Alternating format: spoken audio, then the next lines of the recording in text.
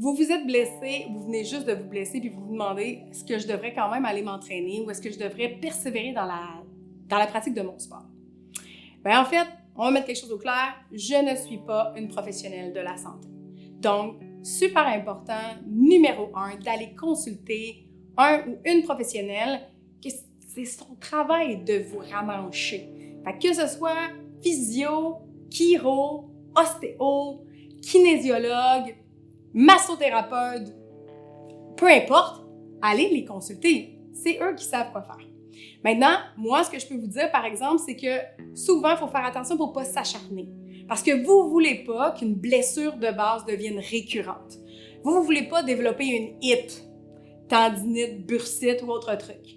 Bien, ça, c'est important d'être à l'écoute de son corps quand on pratique son sport. Ça veut dire souvent que quand on est blessé, c'est important d'aller se faire traiter. C'est important d'aller voir les bons professionnels qui vont pouvoir vous aider.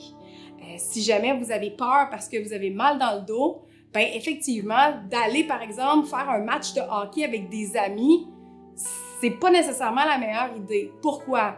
Bien, quand on est en situation de jeu, je parle au soccer, au hockey, au basket, peu importe, vous n'avez pas le contrôle sur ce qui se passe.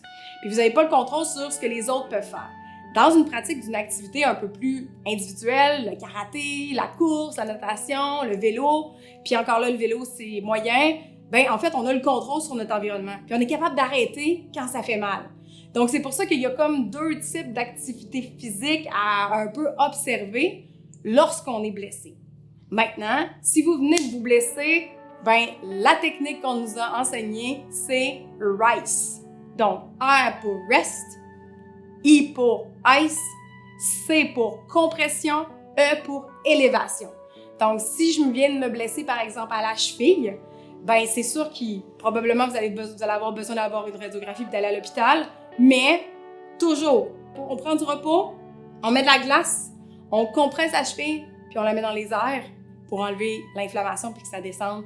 Voici ce qu'il faut faire.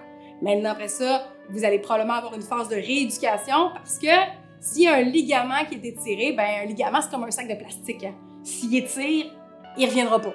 Donc, ça prend une fortification des muscles qui sont autour, qui vont faire le travail du ligament.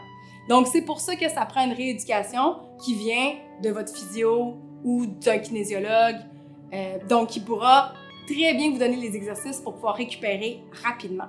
Puis dites-vous une chose, plus on est blessé souvent, plus on développe des techniques puis on connaît son corps. Ça veut pas dire qu'il faut se blesser souvent pour connaître son corps, ça veut juste dire que c'est pas mauvais puis on n'est pas un échec si on s'est blessé. Parce qu'il y a plusieurs personnes qui viennent me voir en disant « Mais là, je suis tout le temps blessée, et là, je devrais arrêter. » Non, vous êtes en train d'apprendre. L'important, c'est par exemple pas faire la même erreur 14 fois. Donc, entourez-vous des bons spécialistes pour savoir comment traiter les blessures qui vont advenir. Puis après ça, vous n'allez pas être arrêtable.